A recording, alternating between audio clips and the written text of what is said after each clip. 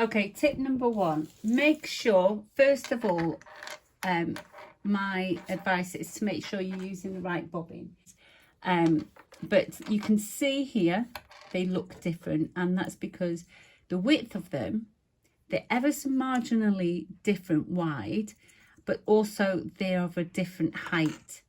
So always make sure, even though they're plastic, make sure they're the right ones for your machine. For example, I've got a selection here. These may not fit my machine, so you can buy these as gifts, gift sets for people. But if they don't fit your machine, then that can cause you problems.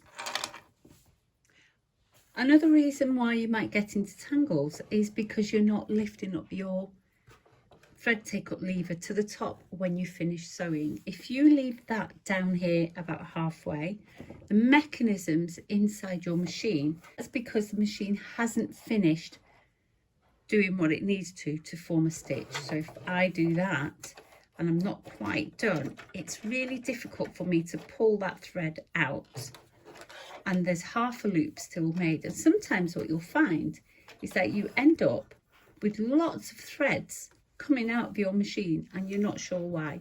So make sure you have that back at the top when you finished your stitch, when you finish your row sewing, so that you don't get into tangles. So if you find that you are trapping fabric inside the needle hole, what you can do is start further into the fabric. So set the fabric like that. So you're actually not starting right on the edge. Sew a few stitches and then work your way all the way back. And what you've done is you've created stability in the fabric. And then you can carry on sewing all the way down. Another reason you might find that you get yourself in tangles is because you're using the wrong needle for your fabric. That wrong needle can cause stitches to skip or threads to get caught up. If it's a damaged needle, you might have burrs on there which catches threads and snags your fabric. So make sure you change your needle regularly. Lots of people are quite proud of the fact that they've not changed their needle very often, but you must do that. And I tend to change my needles when I change project, only because I tend to use a different fabric. I like to use the right needle with every fabric I use. When you have tension problems, try and stay on the recommended tension number. So here you can see all the numbers are sort of kept separate, and then when you get to 3, it's connected with a line to 4, which is dark, connected to 5, and then we carry on and they're all left individual again.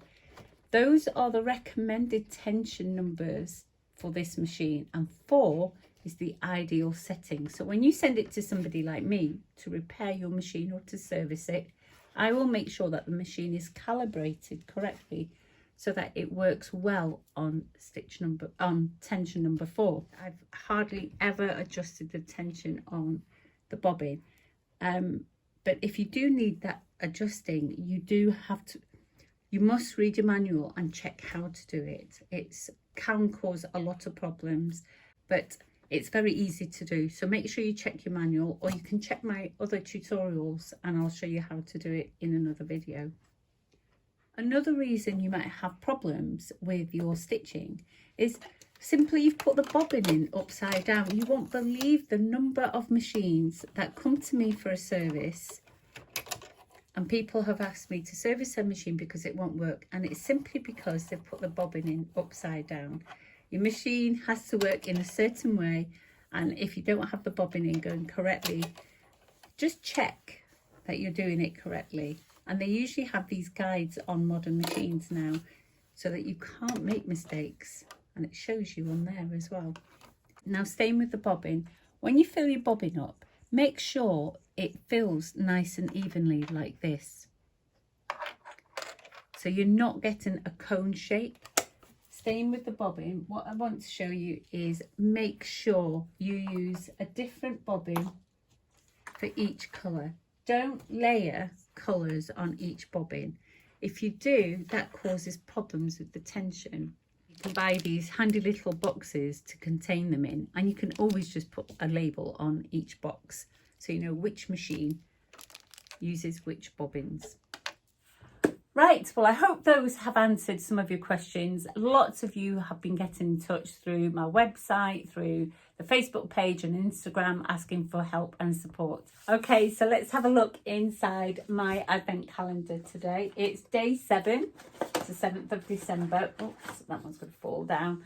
And let's have a look. I've got some kids' scissors. There we go.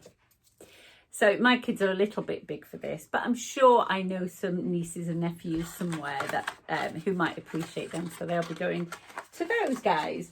Right, as always, we can go one better. And I think we are going to give away another daylight lamp today. So the Daylight Company have been around for a long time, and they are sending this gift to anybody around Europe. So wherever you are around Europe, you could win this lovely sewing machine lamp. It's something that I've used for years. It sits so neatly on my sewing machine, and I love it.